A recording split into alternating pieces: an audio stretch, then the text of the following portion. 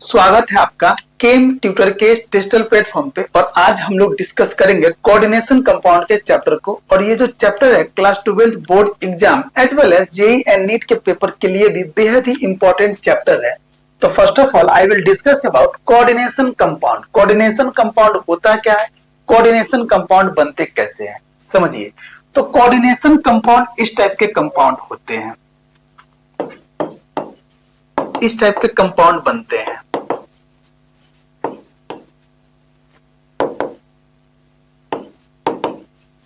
Coordination compound, coordination compound में क्या क्या होते हैं? तो कोऑर्डिनेशन कंपाउंड में होते हैं लिगेंड, मेटल।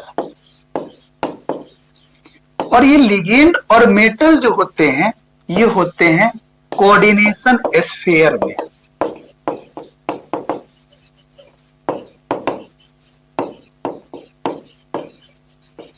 मतलब कोऑर्डिनेशन कंपाउंड के कोऑर्डिनेशन स्फीयर में होते हैं मेटल और लिगेंड। आगे समझिए यहां अब देखिए ये दोनों साइड जो होते हैं इसको कहते हैं ionisation sphere. Ionization sphere, ionization sphere के इस साइड में होते हैं मेटल और आयोनाइजेशन के इस साइड में होते हैं नॉन मेटल या इलेक्ट्रोनेगेटिव स्पीसीज। रेडिकल आप लिख लो, ठीक है। तो कोऑर्डिनेशन कंपाउंड में दो स्फीयर होते हैं, एक होते हैं कोऑर्डिनेशन स्फीयर और एक होते हैं आयोनाइजेशन स्फीयर। अब बताते हैं कि कोऑर्डिनेशन कंपाउंड बनते कैसे हैं, समझिए। When a ligand donates on electron pair to metal, जब लिगेंड अपना इलेक्ट्रॉन पेयर मेटल के वैकेंट डी ऑर्बिटल में डोनेट करता है तो एक कोऑर्डिनेट बॉन्ड का फॉर्मेशन होता है। तब इस कॉम्प्लेक्स को हम लोग कहते हैं कोऑर्डिनेशन कॉम्प्लेक्स। जब ये लिगेंड अपना इलेक्ट्रॉन पेयर मेटल के वैकेंट डी ऑर्बिटल में डोनेट कर रहा है तो एक कोऑर्डिनेट बॉन्ड का फॉर्मेशन हो रहा है, जिसके वजह से इस टाइप के कॉम्प्लेक्स को हम लोग कहते हैं कोऑर्डिनेशन कॉम्प्लेक्स।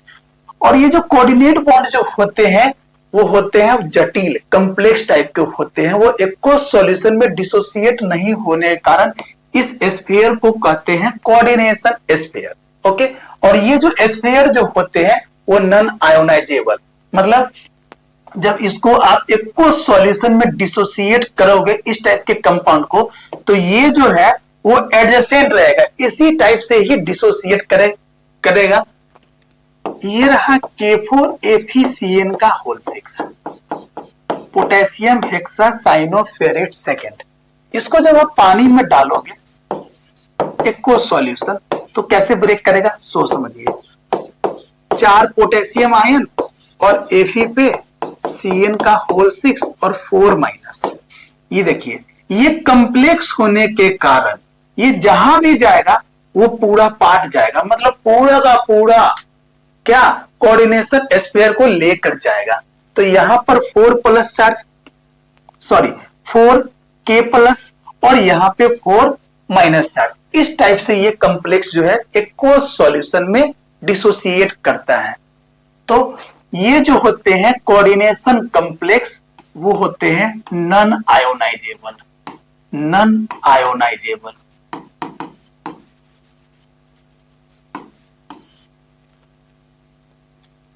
ठीक है।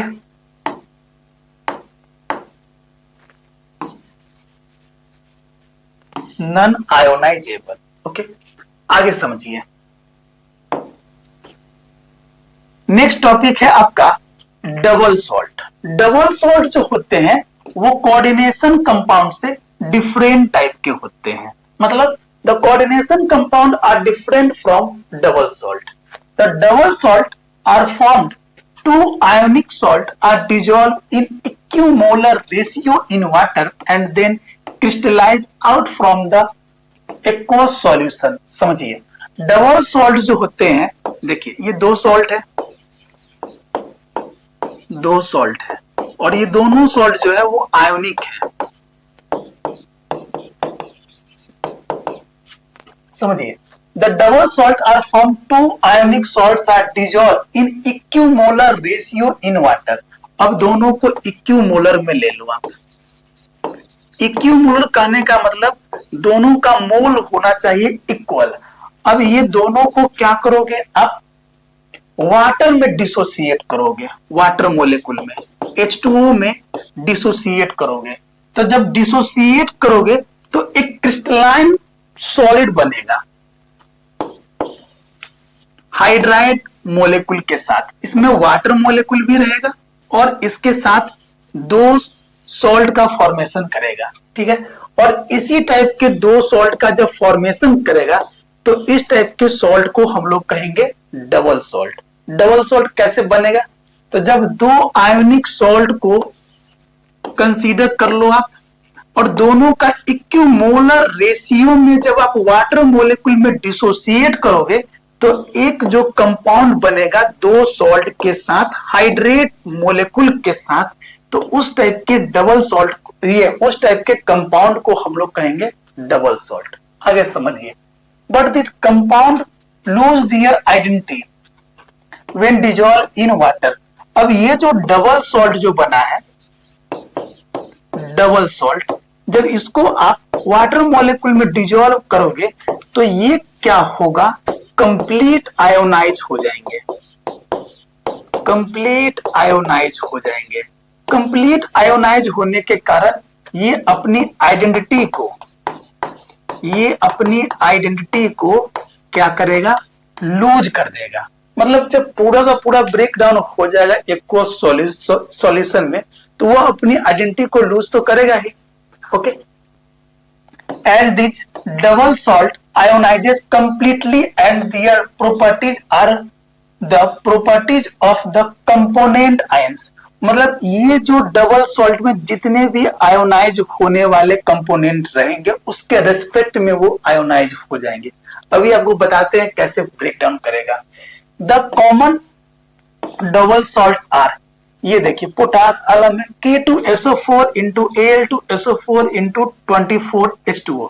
तो एक सॉल्ट आपका ये है और एक सॉल्ट आपका ये है और ये है वाटर मोलेकुल के साथ, और ये सारे जो हैं वो क्रिस्टलाइन सॉलिड है। ये क्या है, क्रिस्टलाइन सॉलिड है। Okay, chrome alum K2SO4 Cr2SO4 का whole thrice into 24H2O। Similarly Mohr salt FeSO4 NH4 का whole twice SO4 into 6H2O। तो यहाँ पर एक सॉल्ट है और एक यहाँ पे सॉल्ट है और ये हाइड्रेट मोलेकुल है। यहाँ पे एक सॉल्ट है और एक यहाँ पे सॉल्ट है और एक हाइड्रेट मोलेकुल है। तो जब दो आयोनिक सॉल्ट को इक्विमोलर में लेकर वाटर मोलेकुल में जब डिसॉल्व करते हैं तो एक क्रिस्टलाइन सॉलिड सॉल्ट का फॉर्मेशन करता है और इसी सॉल्ट को हम लोग कहते हैं डबल सॉल्ट। डबल सॉल्ट जो होते हैं वो एक्वस सॉल्यूशन में पानी में डालने के बाद अपनी आइडेंटिटी को लूज कर देते हैं, मतलब ये कंप्लीट आयोनाइज हो जाने का। ओके, आगे समझिए, ये समझिए। अब ये डबल सॉल्ट है, ये डबल सॉल्ट का एग्जांपल दे रखा है। अब कैसे अपनी आइडेंटिटी को लूज करेगा उसको समझिए। यहां पे है एक डबल सॉल्ट का मोहर सॉल्ट दे रखा। अब कैसे लूज करेगा, तो आयरन जो होगा सल्फेट के रिस्पेक्ट में Fe पे 2+ में ब्रेक करेगा, सल्फेट SO4 पे 2- में। अमोनियम सल्फेट है तो दो अमोनियम आयन में ब्रेक करेगा और एक सल्फेट आयन में ब्रेक करेगा, और यहां पर क्या 6 वाटर मोलेकुल, ऐसे ये ब्रेक करेगा। तो ओवरऑल क्या लिखोगे यहाँ पे, Fe पे +2 plus 3 sulphate ion plus 2 ammonium ion plus 6 water molecule. ये इस टाइप से क्या होगा, ब्रेक कर जाएगा double salt in aqueous solution और अपनी आइडेंटिटी को लूज कर देगा। बट ये जो कोऑर्डिनेशन कंपाउंड है, ये जो कोऑर्डिनेशन कंपाउंड है,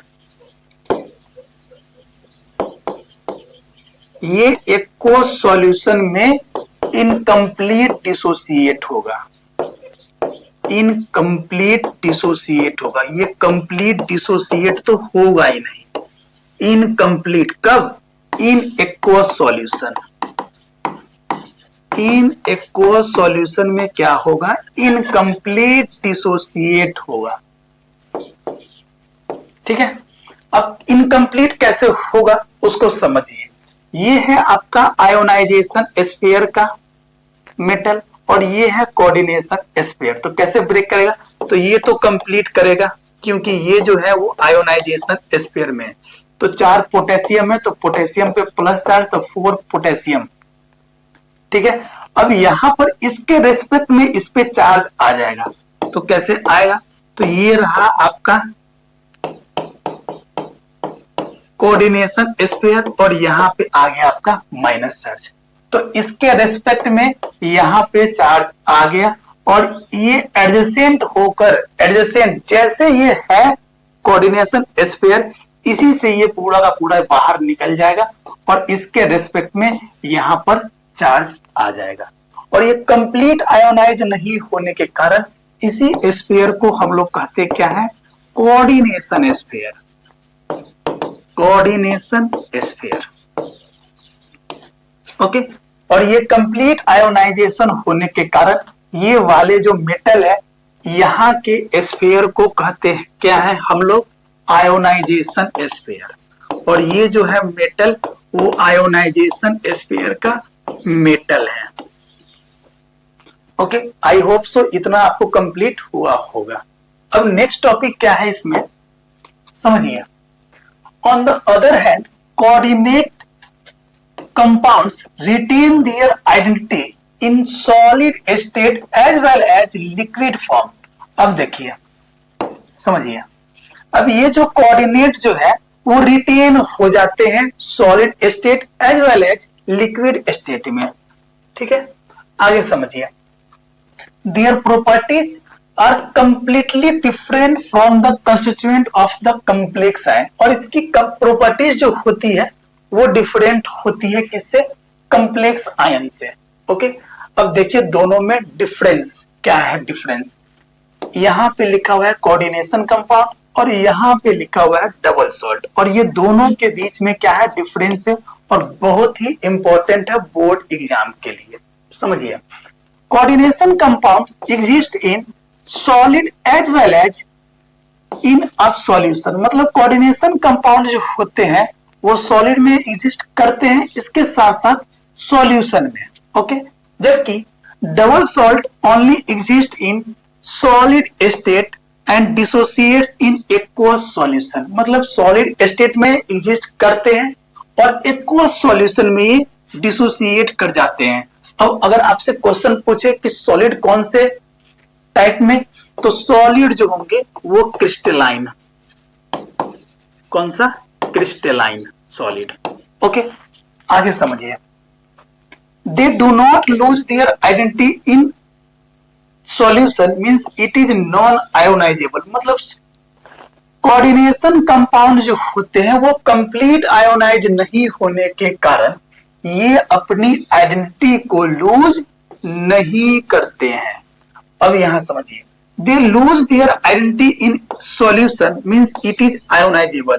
अब डबल सॉल्ट आयोनाइजेबल होने के कारण ये अपनी आइडेंटिटी को लूज कर देते हैं। Okay, in this compound the metal atom shows 2 types of valency.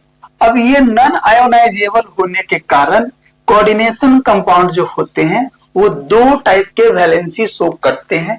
एक जो शो करेगा वो प्राइमरी वैलेंसी और सेकेंड जो शो करेगा वो सेकेंडरी वैलेंसी। और प्राइमरी वैलेंसी और सेकेंडरी वैलेंसी के बारे में वर्नर साहब बताए थे। ओके, अब समझिए double salt. In double salt metal ion shows normal valency of this compound. मतलब नॉर्मल वैलेंसी मतलब पोटेशियम का कितना रहेगा तो 1, सोडियम का कितना रहेगा तो 1, ठीक है। तो इस टाइप से नॉर्मल वैलेंसी शो करता है आपका डबल सॉल्ट में, क्योंकि वो कंप्लीट आयोनाइज हो जाते हैं। Okay, next topic Werner's theory. इस थ्योरी को हम लोग थोड़ा देर बाद पढ़ेंगे, पहले जनरल प्रॉपर्टीज के बारे में पहले स्टडी कर लेते हैं। ओके, समझिए कोऑर्डिनेशन एंटिटी। कोऑर्डिनेशन एंटिटी क्या होता है? A coordination entity constituent a central atom और ion bonded to a fixed number of ions और मोलिक्यूल्स। मतलब कोऑर्डिनेशन एंटिटी में क्या होते हैं, कोऑर्डिनेशन स्फीयर में मेटल जो होते हैं वो फिक्स नंबर में लिगेंड या मोलिक्यूल के साथ अटैच होते हैं। तो ये रहा कोबाल्ट। कोबाल्ट यहाँ पर 3 क्लोरीन और 3, ठीक है। तो समझिए, in this complex coordination entity in which the cobalt ion is surrounded by 3 ammonia molecules and 3 chloride ion. मतलब एक फिक्स नंबर में अटैच है, और फिक्स नंबर में अटैच होने के कारण ही एक ज्योमेट्री जो होता है वो डिफिनिट शो करता है, डिफिनिट ज्योमेट्री शो करते हैं, ठीक है। सिमिलरली यहाँ पे निकेल जो है वो 4 कार्बोनिल ग्रुप के साथ अटैच है। यहाँ पर प्लेटिनम जो है वो 4 क्लोराइड आयन और 2 अमोनिया आयन के साथ अटैच है। सिमिलरली यहाँ पे आयरन जो है वो 6 साइनाइड के साथ अटैच है। यहाँ पे कोबाल्ट जो है वो 6 अमोनिया के साथ अटैच है। और इसी को हम लोग कहते हैं कोऑर्डिनेशन एंटिटी। मतलब कोऑर्डिनेशन स्फीयर में मेटल जो होते हैं वो फिक्स नंबर ऑफ आयंस या मोलिक्यूल्स के साथ अटैच होते हैं, उसी को कहते हैं coordination entity. Okay, next topic को समझिए, सेंट्रल एटम और आयन। समझिए सेंट्रल एटम और आयन को। तो सेंट्रल एटम और आयन को समझने से पहले एक एग्जांपल समझ लीजिए आप। ये रहा आपका potassium hexacyanoferrate second.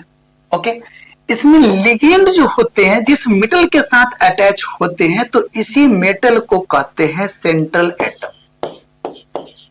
Central atom या इसको सेंट्रल एटम या आयन भी कहते हैं। ये सेंट्रल एटम को हम लोग सेंट्रल मेटल भी कहते हैं, सेंट्रल मेटल आयन। और ये सेंट्रल मेटल आयन जो होते हैं वो डी ब्लॉक के मेटल होते हैं। मतलब ट्रांजिशन मेटल होते हैं कोऑर्डिनेशन स्फीयर में लिगेंड के साथ अटैच। और लिगेंड के साथ जो मेटल अटैच होते हैं उसी मेटल को कहते हैं सेंट्रल मेटल या सेंट्रल मेटल आयन। ओके, और ये होते हैं transition metal. Okay, D block के एलिमेंट प्रेजेंट होते हैं। समझिए, इन अ कोऑर्डिनेशन एंटिटी या कोऑर्डिनेशन स्फीयर द एटम या ion to which a fix number of ions groups are bound. मतलब मेटल जो होते हैं वो फिक्स नंबर ऑफ एटम्स या ग्रुप्स के साथ बाउंड होते हैं। जब ये फिक्स नंबर में होते हैं तो एक डिफिनिट ज्योमेट्रिकल अरेंजमेंट शो करता है। आगे पढ़ेंगे, डिफिनिट अरेंजमेंट जो दिखाएगा कहीं कहीं स्क्वायर प्लेनर भी, कहीं टेट्राहेड्रल भी, कहीं पे ऑक्टाहेड्रल भी, ठीक है। तो इस टाइप के एटम जो होते हैं वही होते हैं सेंट्रल एटम। एग्जांपल समझिए, the central atom ion in the coordination entity या कोऑर्डिनेशन स्फीयर। सेंट्रल एटम जो होते हैं वो कोऑर्डिनेशन स्फीयर में होते हैं और लिगेंड के साथ अटैच होते हैं। तो यहां पर सेंट्रल एटम कौन सा है? तो कोबाल्ट। यहां पर सेंट्रल एटम कौन सा है? तो आयरन। और यहाँ पे कौन सा है? तो निकेल, ठीक है। अब यहाँ पर जब आप ऑक्सीडेशन स्टेट निकालोगे तो निकेल पे +2 आ जाएगा, यहाँ पे कोबाल्ट पे +3 और यहाँ पे +3। आगे हम लोग ऑक्सीडेशन स्टेट का भी टॉपिक को डील करेंगे। ओके, नेक्स्ट टॉपिक है आपका लिगेंड। लिगेंड को समझिए, लिगेंड होता क्या है? A ligand is a molecule or ion which donates a pair of electron to the central atom or ion to form a coordination complex. Ligand जो होते हैं वो अपना इलेक्ट्रॉन कोऑर्डिनेशन स्फीयर के मेटल को डोनेट करते हैं और उससे एक कोऑर्डिनेट बॉन्ड का फॉर्मेशन होता है, ठीक है। और होता कहां पे है? तो कोऑर्डिनेशन कॉम्प्लेक्स में। मतलब कोऑर्डिनेशन कॉम्प्लेक्स का फॉर्मेशन करता है। Okay, which donate electron pair to central metal ion. मतलब लिगेंड जो होते हैं वो अपना इलेक्ट्रॉन सेंट्रल मेटल एटम या आयन को डोनेट करते हैं। ओके, समझिए condition for ligand, species containing must be loan pair of electron या नेगेटिव चार्ज, मतलब स्पीसीज के पास लोन पेयर ऑफ इलेक्ट्रॉन या नेगेटिव चार्ज तो होना ही चाहिए, नहीं तो वो कैसे अपना इलेक्ट्रॉन डोनेट करेगा सेंट्रल मेटल को। ओके, मींस अगर कोई स्पीसीज पे नेगेटिव चार्ज है या लोन पेयर है तो वो स्पीसीज जो कहलाएगा वो स्पीसीज कहलाएगा क्या, Lewis base. Lewis base means all Lewis bases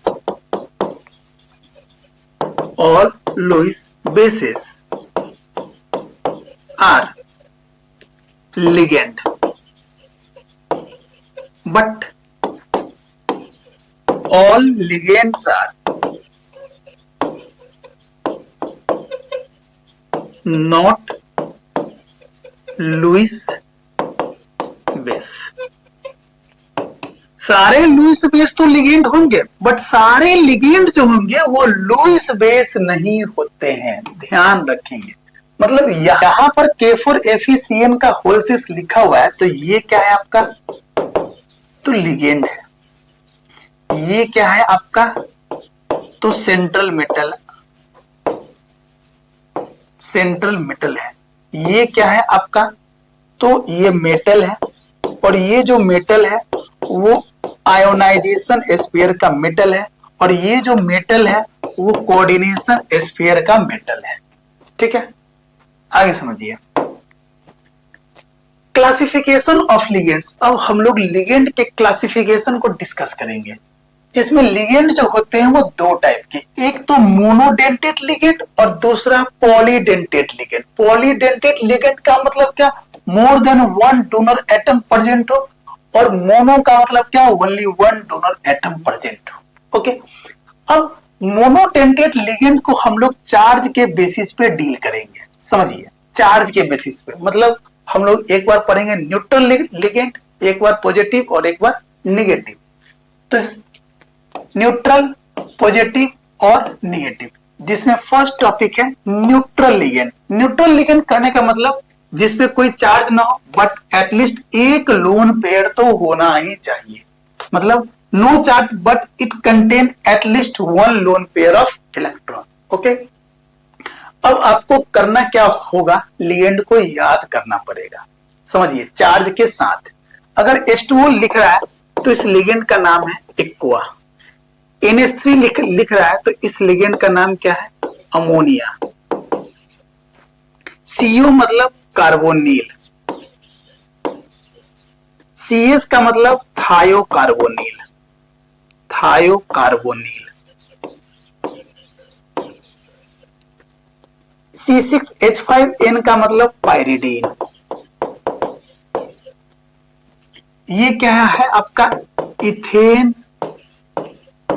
1,2 diamine. इसको शॉर्ट में इन भी लिखते हैं, यह इसका एक और नाम है ethylene diamine. Ethylene diamine. Okay, इसका नाम क्या है, तो मिथाइल अमीन।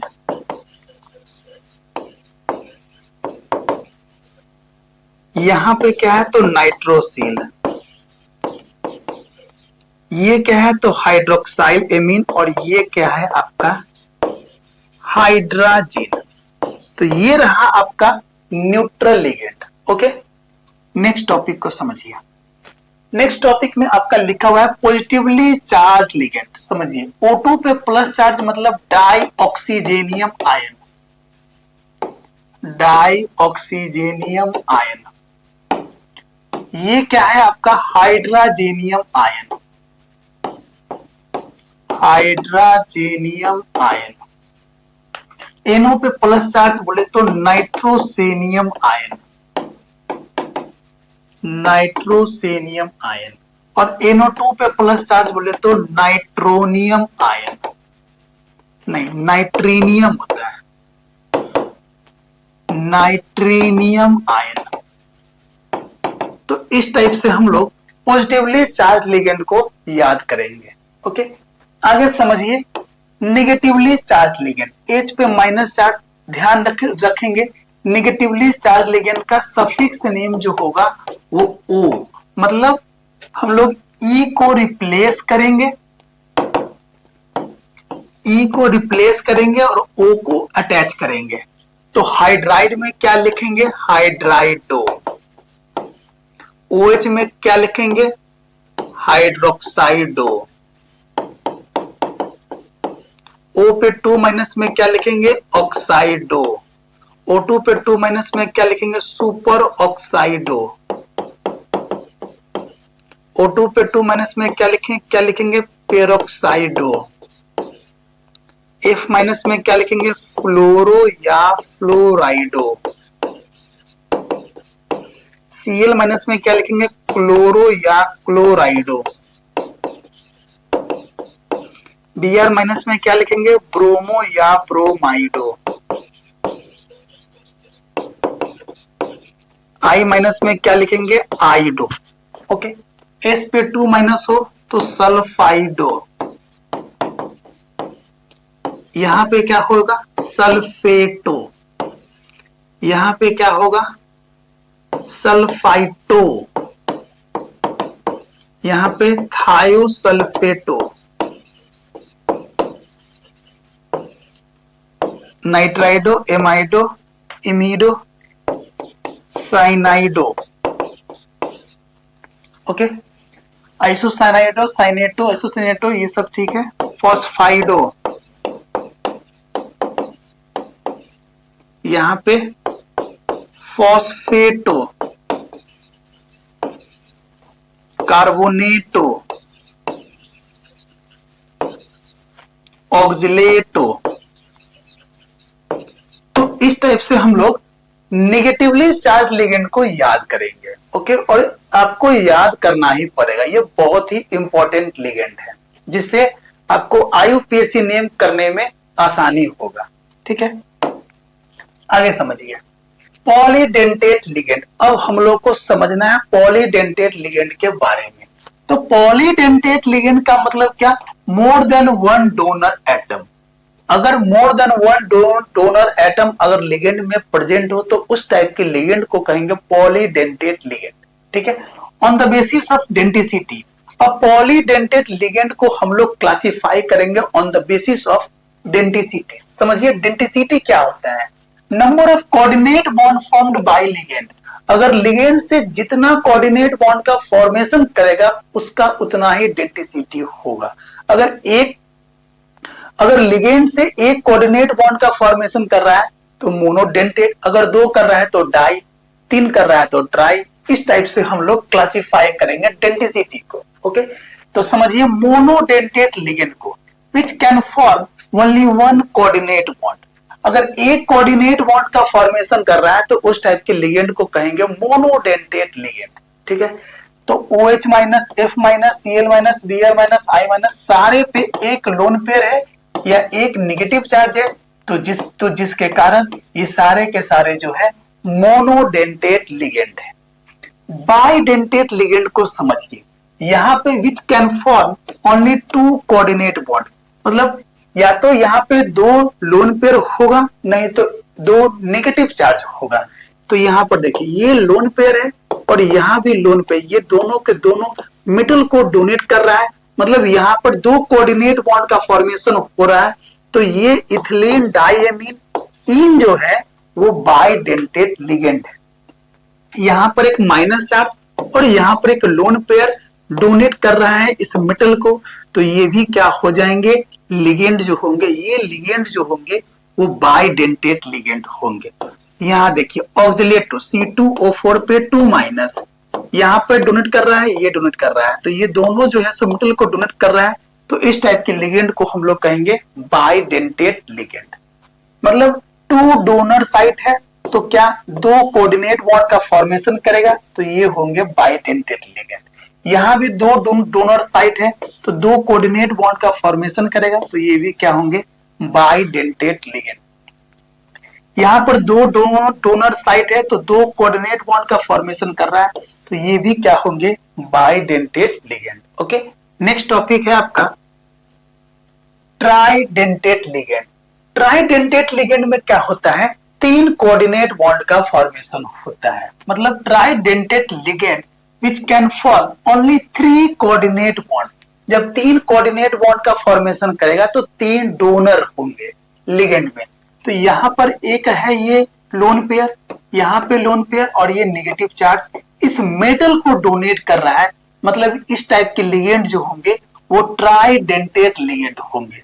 और इथिलीन डाइएमीन में यहां से एक हाइड्रोजन निकलकर एसीटेट आयन में कन्वर्ट हुआ तो इथिलीन डाइएमीन एसीटेटो का फॉर्मेशन किया। यहां भी ये जो लिगेंड है इसमें 3 डोनर है, यहाँ पे लोन पेयर, यहाँ पे लोन पेयर और यहाँ पे लोन पेयर। ये तीनों के तीनों डोनेट कर रहा है इस मेटल को। तो ये जो लिगेंड है वो ट्राइडेंटेट लिगेंड हो गया, ट्राइडेंटेट लिगेंड। ओके, आगे समझिए टेट्राडेंटेट लिगेंड मतलब it can form only 4 coordinate bond. समझिए कैसे बनेगा, तो इथिलीन डाइएमीन से ही बन जाएगा। यहां पर NH, यहां पर NH और यहां से एक आप एसीटेटो ग्रुप को लगा दो, यहां से भी आप एक एसीटेटो ग्रुप को लगा दो। तो ये अपना लोन पेयर, ये अपना लोन पेयर इस मेटल को डोनेट करेगा और ये नेगेटिव चार्ज और ये नेगेटिव चार्ज।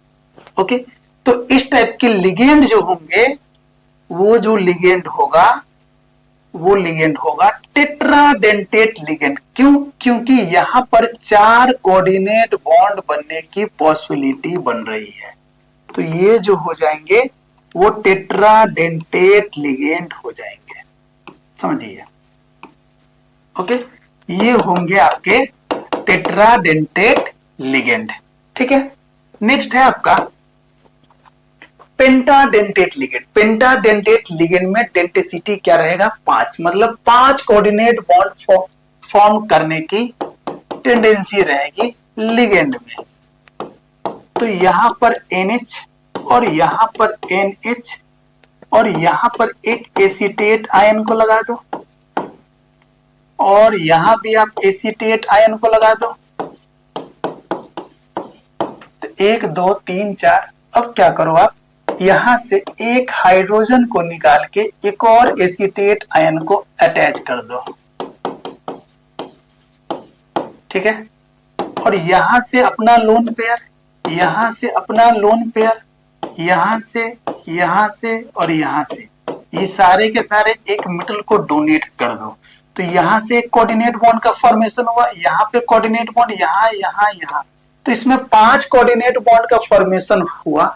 इसका मतलब इस टाइप के लिगेंड जो होंगे वो क्या होंगे, पेंटाडेंटेट लिगेंड शो करेगा। ओके, नेक्स्ट है आपका हेक्साडेंटेट लिगेंड और ये बहुत ही फेमस है, ethylene diamine tetra acetate which can form 6 coordinate bond. मतलब हेक्साडेंटेट लिगेंड है तो इसका मतलब इसमें 6 कोऑर्डिनेट बॉन्ड की पॉसिबिलिटी बनेगा। तो इथिलीन डाइएमीन से ही निकाल लेंगे, यहां पर N, यहां पर N और इसके साथ एसीटेटो ग्रुप को अटैच कर दो आप 2 2।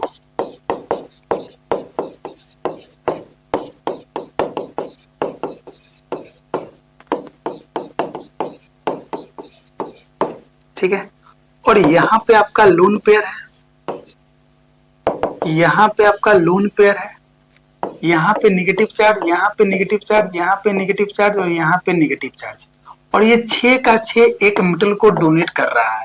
मतलब इस टाइप के लिगेंड जो होंगे वो होंगे हेक्साडेंटेट लिगेंड, क्योंकि यहाँ पर 6 कोऑर्डिनेट बॉन्ड बन रहा है।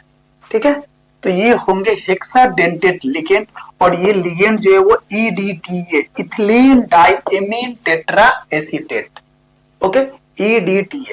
अब समझिए टेक्निक, समझिए अब डेंटिसिटी निकालने का। अगर आपको क्या कहे, बाइडेंटेट लिगेंड का एग्जाम्पल लिखने को कहे, बाइडेंटेट लिगेंड का बस आप एक एग्जाम्पल याद रखो, ethane 1,2 diamine, ethane 1,2 diamine, 1,2 diamine. ठीक है, आप हेक्साडेंटेट तक का एग्जाम्पल आसानी से लिख पाओगे। समझो, ये रहा CH2 CH2 NH2 NH2, ठीक है। यहां से अपना लोन पेयर क्या करेगा, मेटल को डोनेट करेगा। तो यहाँ पर दो लोन पेयर डोनेट कर रहा है और कोऑर्डिनेट बॉन्ड का फॉर्मेशन कर रहा है, तो इस टाइप के लिगेंड जो होंगे वो बाइडेंटेट लिगेंड। ओके, अगर इसमें आप क्या करो, एक हाइड्रोजन को रिप्लेस करो और इसके साथ एक एसीटेट आयन को अटैच कर दो और इसका नेगेटिव चार्ज इस मेटल को डोनेट कर दो, तो यहाँ पर 3 कोऑर्डिनेट बॉन्ड बनेगा। तो इस टाइप के लिगेंड को कहेंगे हम लोग ट्राइडेंटेट लिगेंड। अगर टेट्रा का लिखना हो तो क्या करो, आप यहां से एक हाइड्रोजन को निकालो और यहां से एक एसीटेट आयन को अटैच कर दो और यहाँ का नेगेटिव चार्ज से एक कोऑर्डिनेट बॉन्ड का फॉर्मेशन कर दो। तो इस टाइप की लिगेंड जो शो करेगा वो टेट्राडेंटेट लिगेंड। ओके, अगर आपको पेंटाडेंटेट लिगेंड शो करना हो तो फिर से आप एक हाइड्रोजन को रिप्लेस करो और यहां से एक एसीटेट आयन को अटैच कर दो और ये अपना लोन पेयर मेटल को डोनेट करके एक कोऑर्डिनेट बॉन्ड का फॉर्मेशन करेगा। तो इस टाइप के लिगेंड जो होंगे वो पेंटाडेंटेट लिगेंड होंगे। नेक्स्ट, अगर आपको हेक्साडेंटेट लिगेंड लिखना हो तो यहां से आप हाइड्रोजन को निकालो और एक एसीटेट ग्रुप को अटैच करो और ये अपना लोन, ये नेगेटिव चार्ज मेटल को डोनेट करेगा और एक कोऑर्डिनेट बॉन्ड का फॉर्मेशन करेगा। तो इस टाइप के लिगेंड जो होंगे वो हेक्साडेंटेट लिगेंड होंगे। तो इस टेक्निक से आप आसानी से मोनोडेंटेट, बाई, ट्राई, टेट्रा, पेंटा और हेक्साडेंटेट लिगेंड का एग्जाम्पल लिख पाओगे। ओके, नेक्स्ट टॉपिक है आपका द फॉलोइंग लिगेंड इज। अब इन लिगेंड देखकर बताना है कि किस टाइप का लिगेंड है और ये जो क्वेश्चन है वो जेईई मेन 2019 का है। तो समझिए, ये अपना करेगा मेटल को डोनेट, ये भी करेगा, यहाँ पे लोन पेयर है तो ये भी करेगा और यहाँ पे लोन पेयर है तो ये भी करेगा। तो 4 कोऑर्डिनेट बॉन्ड बन रहा है, मतलब ये जो होंगे वो टेट्राडेंटेट लिगेंड होंगे। तो मतलब option B is correct. Okay, next है इथिलीन डाइएमीन टेट्रा एसीटेट, मतलब EDTA। अभी जस्ट पढ़े हैं तो EDTA क्या था आपका, तो हेक्साडेंटेट लिगेंड था। ओके, EDTA मतलब देखो, आप पूरा नाम लिख लो, ethylene diamine tetra acetate. Amine है मतलब इसमें नाइट्रोजन होगा और नाइट्रोजन कितना है, तो 2, तो दोनों के पास एक एक लोन पेयर है। ठीक, एसीटेट आयन है मतलब यहां पर क्या CH2 COO माइनस और यहां पर कितना है, 4 है। तो 1 करेगा, 2 करेगा, 3 करेगा, 4 करेगा, यहां करेगा 5, यहां करेगा 6, मतलब हेक्साडेंटेट लिगेंड रहेगा और ऑप्शन ए इज करेक्ट हो जाएगा। ओके, नेक्स्ट चिलेटिंग लिगेंड को समझिए। अब चिलेटिंग लिगेंड क्या होता है समझिए, व्हेन अ डाई और polydentate ligand uses 2 or more donor atoms simultaneously to bind a single metal, है ना। अगर लिगेंड में 2 या 2 से ज्यादा डोनर एटम प्रेजेंट हो और वो सिंगल मेटल को डोनेट कर रहा हो, तो इस टाइप से जो लिगेंड का फॉर्मेशन जो करता है वो चिलेटिंग लिगेंड का। समझिए, ये रहा आपका क्या, इथिलीन डाइएमीन और इसमें 2 डोनर एटम है ना, एक यहाँ पे है, एक यहाँ पे है और सिंगल मेटल को डोनेट कर रहा है, मतलब ये इसको क्या कर रहा है, चिलेट कर रहा है। ठीक है, आगे समझिए, then it is said to be chelate ligand. अब चिलेट लिगेंड से होता क्या है, चिलेट लिगेंड से रिंग फॉर्मेशन होता है। ठीक है, रिंग फॉर्मेशन होता है और जब रिंग का फॉर्मेशन होता है तो इस फेनोमेना को हम लोग कहते हैं चिलेशन। क्या कहेंगे, चिलेशन। मतलब यहां जब ये और ये तो यहां पर एक रिंग का फॉर्मेशन हुआ है। ठीक है, आगे समझिए, एक और टर्म को समझिए। एग्जाम्पल देखिए, कार्बोनेट आयन, ये रहा कार्बोनेट आयन। तो ये दोनों क्या करेगा, एक सिंगल मेटल को डोनेट करेगा। ठीक है, तो यहां पर एक फोर मेंबर रिंग का फॉर्मेशन हुआ, और ये रिंग का फॉर्मेशन हुआ तो एक फेनोमेना जो बनता है वो चिलेट रिंग से बनता है, चिलेशन।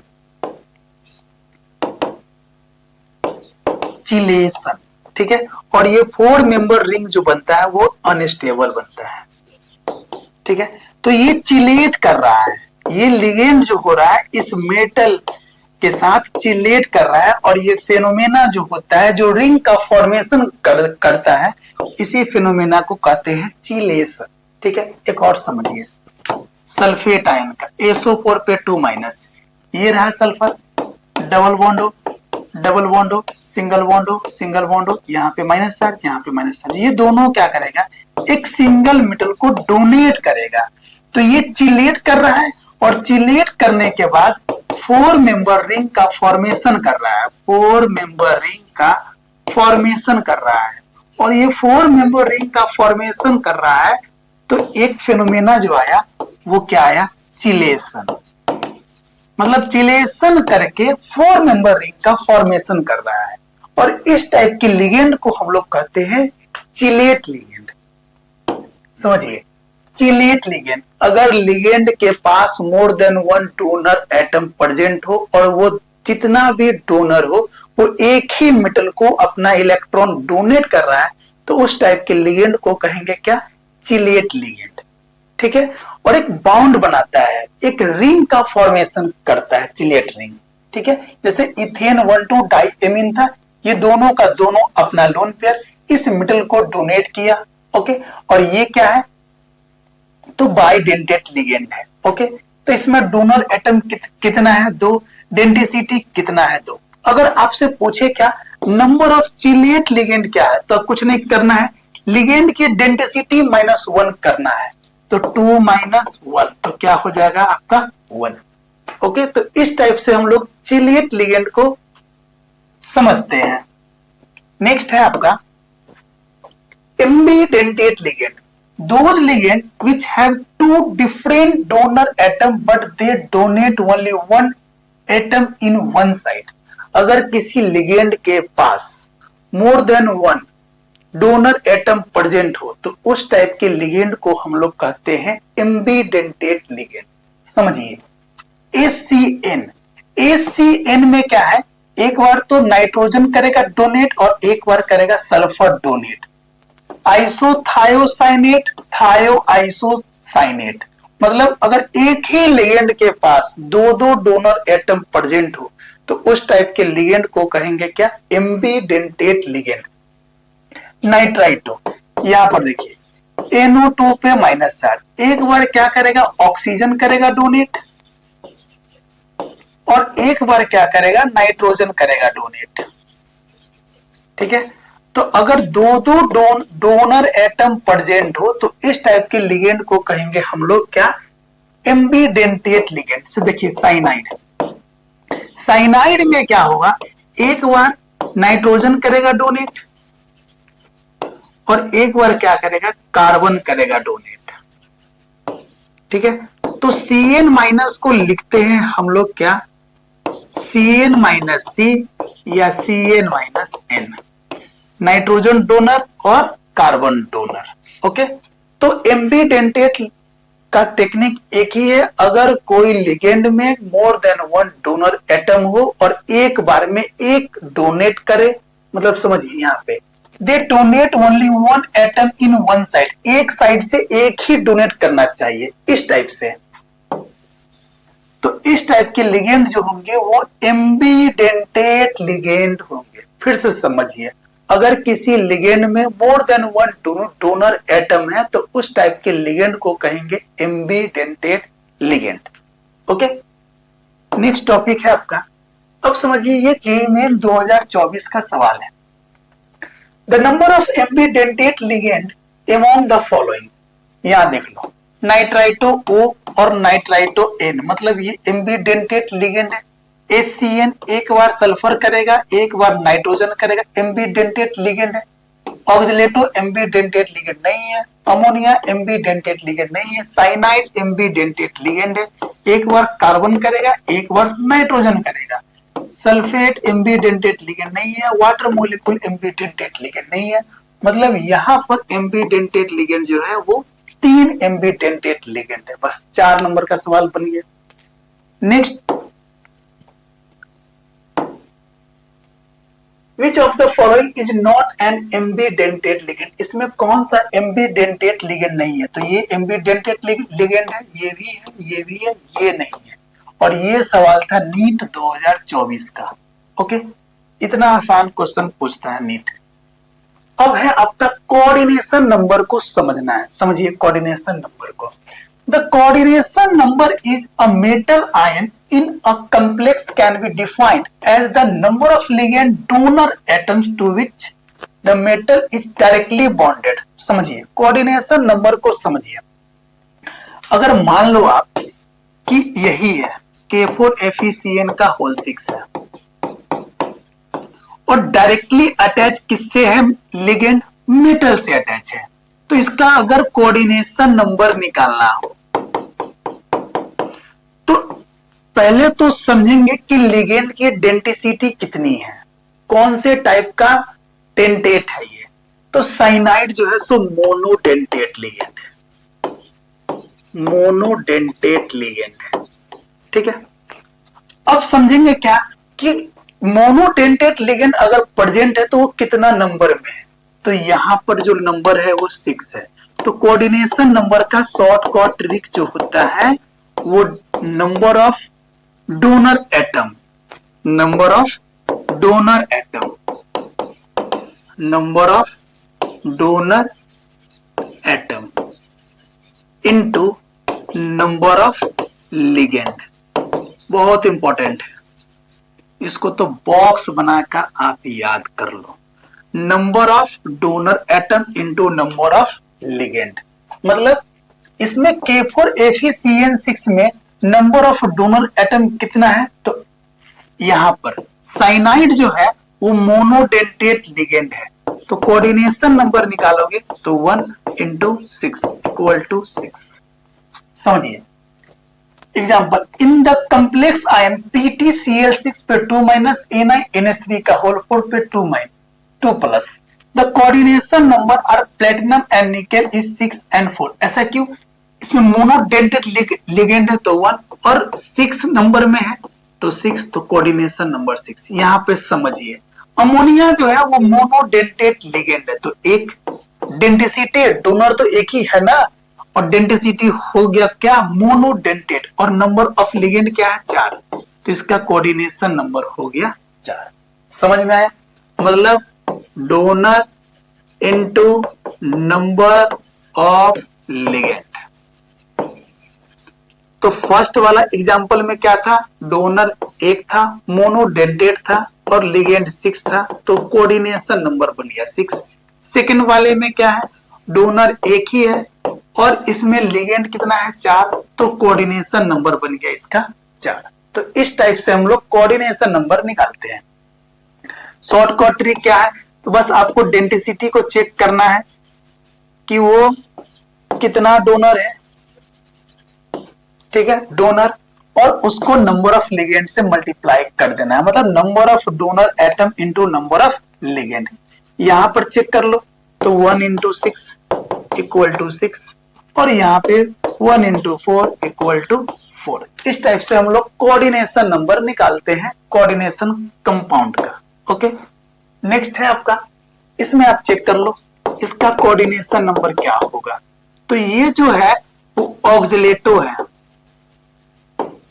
C2O4 पे 2- चार्ज होता है। मतलब ये क्या है? आपके बाइडेंटेट लिगेंड है। मतलब इसमें क्या है? 2 डोनर एटम प्रेजेंट है। कैसे है तो समझो। एक यहाँ है, एक यहाँ है, दो डोनर है, तो 2 इंटू नंबर ऑफ लिगेंड, तो नंबर ऑफ लिगेंड कितना है, तो 3 है, तो 3 2 जा 6, मतलब कोऑर्डिनेशन नंबर बन गया इसका 6। यहाँ पे समझिए, ये कोऑर्डिनेशन नंबर कितना बनेगा, तो इथिलीन है, डाइएमीन, तो यहाँ पर ऐसे, यहाँ पर NH2, यहाँ पे NH2, यहाँ पे लोन पेयर और यहाँ पे लोन पेयर, तो ये भी क्या है, आपके बाइडेंटेट लिगेंड है, तो 2 और कितना है, तो 3, तो 6, कोऑर्डिनेशन नंबर क्या बन गया इसका भी 6। तो इस टाइप से हम लोग कोऑर्डिनेशन नंबर निकालते हैं। Okay, the coordination environment of Ca2 plus ion in its complex EDTA, ethylene diamine tetraacetate जो होते हैं, इसका 6 डोनर एटम मतलब 6 कोऑर्डिनेट बॉन्ड का फॉर्मेशन करता है, तो ये हो जाएंगे आपके ऑक्टाहेड्रल। ओके, नेक्स्ट है आपका the coordination number of thorium in, समझिए कोऑर्डिनेशन नंबर कैसे निकालेंगे इसमें, ये है बाइडेंटेट, तो 2 इंटू 2, ये है आपका मोनोडेंटेट, तो 1 इंटू 2, तो 2 2 जा 4 plus 2 6, option B is correct. ये था आपका जेईई मेन 2019 का सवाल। नेक्स्ट क्वेश्चन है आपका the coordination number of cobalt and aluminium is, चलिए यहाँ पे कोऑर्डिनेशन नंबर निकालोगे क्या, तो डोनर को चेक कर लो, तो यहाँ पर 1 है, यहाँ पर 2 है, तो 1 इंटू 1 प्लस 2 इंटू 2, तो 5। यहाँ पर आप अगर कोऑर्डिनेशन नंबर निकालोगे तो डोनर को चेक कर लो, तो यहाँ पे बाइडेंटेट लिगेंड है, तो 2 इंटू नंबर ऑफ लिगेंड 3, तो 3 2 जा 6, तो 5 और 6, तो ऑप्शन डी इज करेक्ट। इस टाइप से हमने आपको बताया इस क्वेश्चन से कोऑर्डिनेशन नंबर निकालने का तरीका। ओके, नेक्स्ट टॉपिक है आपका coordination sphere and ionization sphere. समझिए, the central atom ion and the ligand attached to it are enclosed in a square bracket and it is collectively termed as the coordination sphere। मतलब square bracket के साथ अगर ligand metal के साथ attach होंगे तो इस टाइप के स्फीयर जो बनाएंगे वो बनाएंगे कोऑर्डिनेशन स्फीयर। ध्यान रखेंगे, स्क्वायर ब्रैकेट में जो भी होते हैं वो सारे के सारे कोऑर्डिनेशन स्फीयर में होते हैं, और स्क्वायर ब्रैकेट में क्या होता है, तो मेटल होता है और लिगेंड होते हैं, तो स्क्वायर ब्रैकेट वाले जो होते हैं उसी को कहते हैं कोऑर्डिनेशन स्फीयर।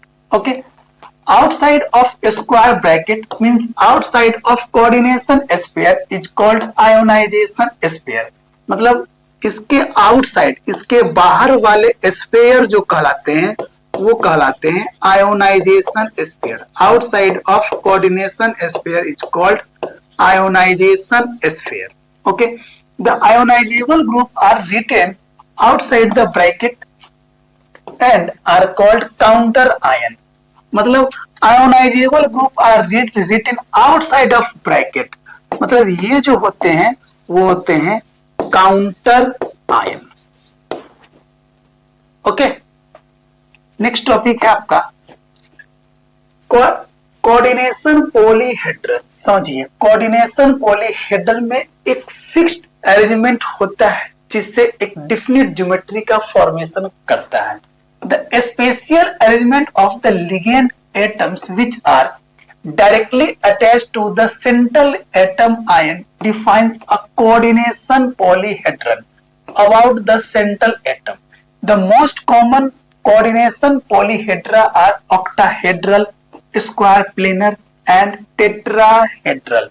मतलब कोऑर्डिनेशन कंपाउंड में सेंट्रल एटम जो होंगे एक फिक्स नंबर में लिगेंड के साथ अटैच होंगे जिससे एक फिक्स ज्योमेट्री का फॉर्मेशन करेगा।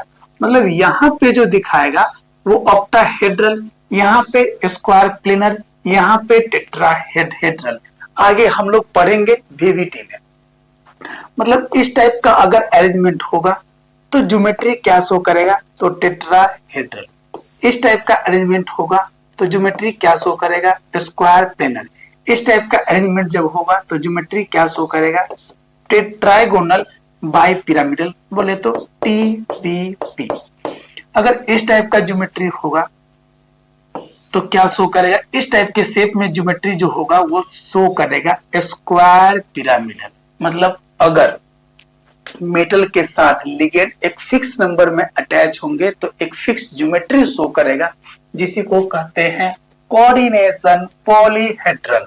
तो ये रहा आपका टेट्राहेड्रल, ये रहा स्क्वायर प्लेनर, ये रहा TBP बोले तो ट्रायगोनल बाइपिरामिडल, और ये रहा आपका square pyramidal. Okay, next topic है आपका oxidation number of central atom. ये निकालने का तरीका होता है, समझिए। अगर किसी भी कोऑर्डिनेशन कंपाउंड में अगर सेंट्रल एटम का निकालना हो ऑक्सीडेशन स्टेट, मान लो कि यही है आपका क्वेश्चन K4FeCN का होल 6, और इसका निकालना है सेंट्रल एटम का ऑक्सीडेशन स्टेट। कुछ नहीं करना, जिसका निकालना हो पहले उसको X मान लो, ठीक है, X मान लिया। अब यहाँ पर आयोनाइजेशन स्फीयर में पोटेशियम 4 है, तो 4 इंटू +1, इसका चार्ज जो होता है वो +1, प्लस ये जो है साइनाइड वो लिगेंड है, साइनाइड पे माइनस चार्ज होता है, तो 6 इंटू -1, यहाँ पे कोई चार्ज नहीं है तो इक्वल टू क्या लिख देंगे 0।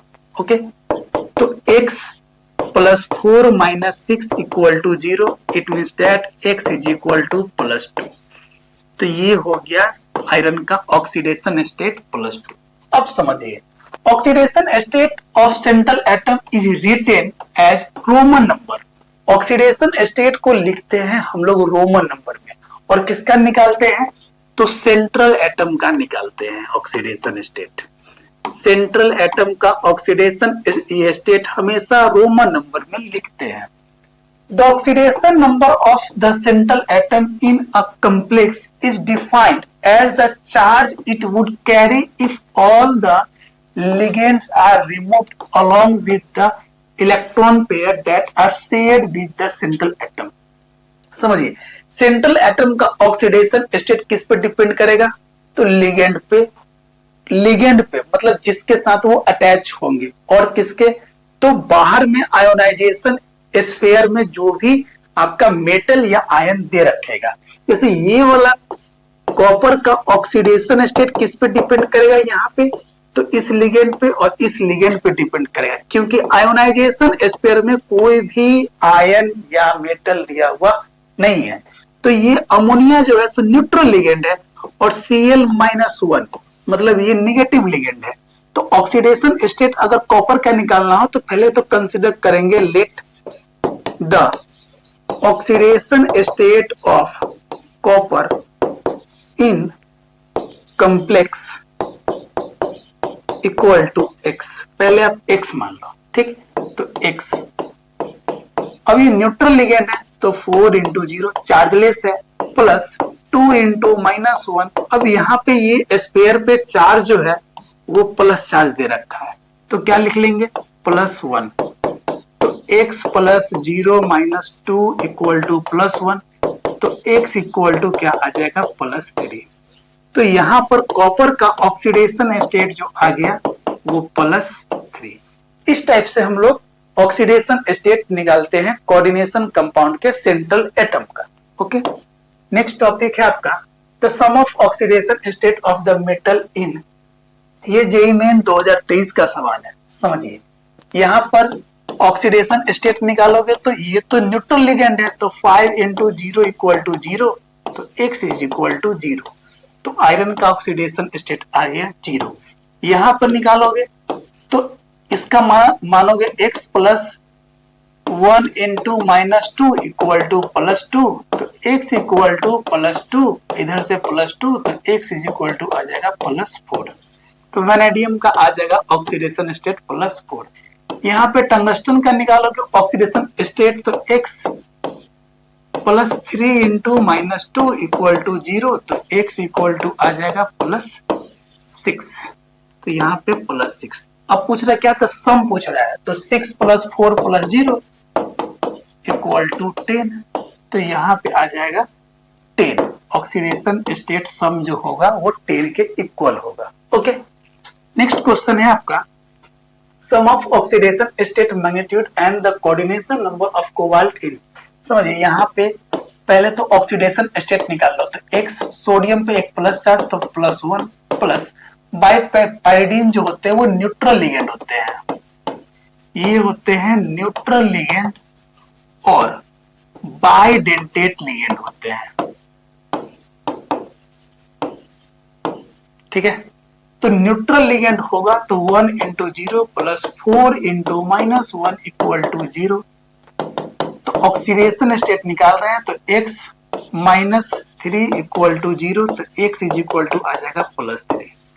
ठीक है, अब यहां से आप अगर कोऑर्डिनेशन नंबर निकालोगे तो कोऑर्डिनेशन नंबर निकालोगे तो डोनर को देखोगे, तो यहाँ पे बाइडेंटेट लिगेंड है तो 2 × 1 प्लस क्लोरीन होते हैं मोनोडेंटेट लिगेंड तो 4, तो 2 + 4 बोले तो 6, तो कोऑर्डिनेशन नंबर आ गया 6 और ऑक्सीडेशन स्टेट आ गया 3। तो दोनों का सम पूछ रहा है तो 6 + 3 = 9, तो आंसर होगा 9 बोले तो C option.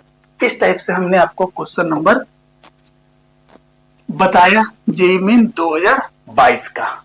Okay, next question है आपका the oxidation state of chromium in this complex. समझिए क्रोमियम का निकालना है तो x कंसीडर कर लिए, अमोनिया जो है न्यूट्रल लिगेंड है 2 × -1 और चार्ज जो है +1, तो x का वैल्यू जो होगा +1 + 2, तो x हो जाएगा +3, तो ऑप्शन डी इज करेक्ट। ये जो सवाल था वो 2005 का सवाल था जेईई मेन का।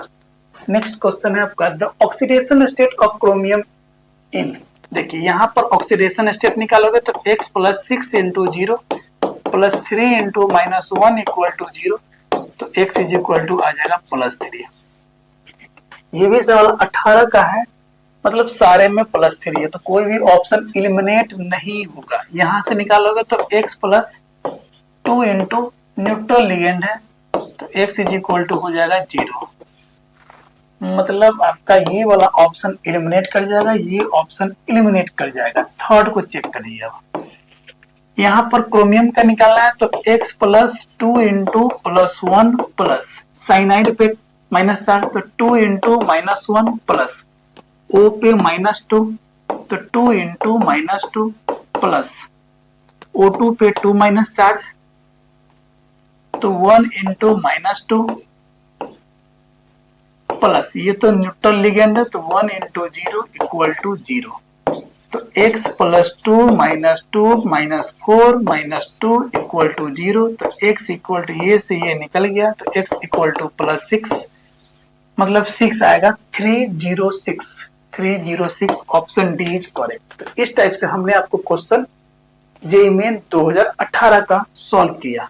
नेक्स्ट है आपका अब है होमोलेप्टिक एंड हेट्रोलेप्टिक के कॉम्प्लेक्स के बारे में समझना है। समझिए complex in which a metal is bound to only one kind of donor groups as for this example are known as homoleptic। अगर किसी कॉम्प्लेक्स में अगर एक ही टाइप के डोनर लगे हो, मतलब एक ही टाइप का लिगेंड अटैच हो, तो वो कॉम्प्लेक्स कहलाएगा होमोलेप्टिक कॉम्प्लेक्स। और होमो का मतलब ही होता है सेम, मतलब अगर सेम टाइप के लिगेंड अटैच होंगे मेटल के साथ इन coordination sphere of coordination compound, तो उस टाइप का कॉम्प्लेक्स कहलाएगा होमोलेप्टिक कॉम्प्लेक्स। अगर डिफरेंट टाइप के लिगेंड अटैच होंगे मेटल के साथ कोऑर्डिनेशन स्फीयर में कोऑर्डिनेशन कंपाउंड के, तो उस टाइप के कॉम्प्लेक्स जो कहलाएंगे वो हेट्रोलेप्टिक कॉम्प्लेक्स। समझिए complexes in which a metal is bound to more than one kind of donor group, मतलब डिफरेंट टाइप के डोनर ग्रुप अगर अटैच होंगे कोऑर्डिनेशन स्फीयर में मेटल के साथ, तो उस टाइप के कॉम्प्लेक्स जो कहलाएंगे वो हेट्रोलेप्टिक कॉम्प्लेक्स। हेट्रो का मतलब ही होता है डिफरेंट। ठीक है, तो यहाँ पर होमोलेप्टिक कौन सा है, हेट्रोलेप्टिक कौन सा है, जेईई मेन 2024 में इस टाइप का सवाल पूछ चुका है। समझिए ये जो है वो होमोलेप्टिक है, यहां जो है डिफरेंट टाइप के लिगेंड है तो हेट्रोलेप्टिक है, यहां डिफरेंट टाइप के है तो हेट्रोलेप्टिक है। यहाँ जो है डिफरेंट टाइप के लिगेंड है तो हेट्रोलेप्टिक है। अब क्वेश्चन में क्या पूछ रखा है, which of the following complex is homoleptic, तो ऑप्शन ए इज करेक्ट, ये जो है सो होमोलेप्टिक कम्प्लेक्स है। ओके, अब एक टॉपिक आपका पहले का कौन सा था, तो वर्नर थ्योरी था, समझ लेंगे अब वर्नर थ्योरी को। वर्नर थ्योरी यहाँ पे है, समझिए वर्नर थ्योरी को। वर्नर थ्योरी 1883 में वर्नर साहब ने क्या बताए थे, स्ट्रक्चर और उसके फॉर्मेशन के बारे में बताए थे, कोऑर्डिनेशन कॉम्प्लेक्स के। मतलब 1883 में वर्नर साहब ने कोऑर्डिनेशन कॉम्प्लेक्स के फॉर्मेशन और उसके स्ट्रक्चर के बारे में बताए थे। क्या बताए थे, तो बताए थे कि कोऑर्डिनेशन कॉम्प्लेक्स में दो टाइप के वैलेंसी होते हैं, एक को कहते हैं प्राइमरी वैलेंसी और सेकंड को बोलते हैं सेकेंडरी वैलेंसी। समझिए, according to Werner's theory there are two types of valency present in coordination compound, मतलब प्राइमरी वैलेंसी और दूसरा जो होता है वो आपका सेकेंडरी वैलेंसी। समझिए, प्राइमरी वैलेंसी क्या होते हैं, प्राइमरी वैलेंसी जो होते हैं वो आयोनाइजेबल होते हैं, आयोनाइज कर जाते हैं। Primary valency correspond to oxidation state of metal. जब भी आपको निकालना हो प्राइमरी वैलेंसी तो कंपाउंड का क्या करेंगे, ऑक्सीडेशन स्टेट निकालेंगे सेंट्रल एटम का। Okay, it does not attach to central metal ion, that types of valency called primary valency. मतलब आयोनाइजेशन स्फीयर से क्या होते हैं, वो तो सेंट्रल एटम से अटैच ही नहीं होते हैं। ओके, समझिए, ये एक कॉम्प्लेक्स है, इसको आपने क्या किया, यहां पे डिजोल्व किया, तो ये ब्रेक कैसे करेगा, 3 क्लोराइड आयन और इस टाइप से।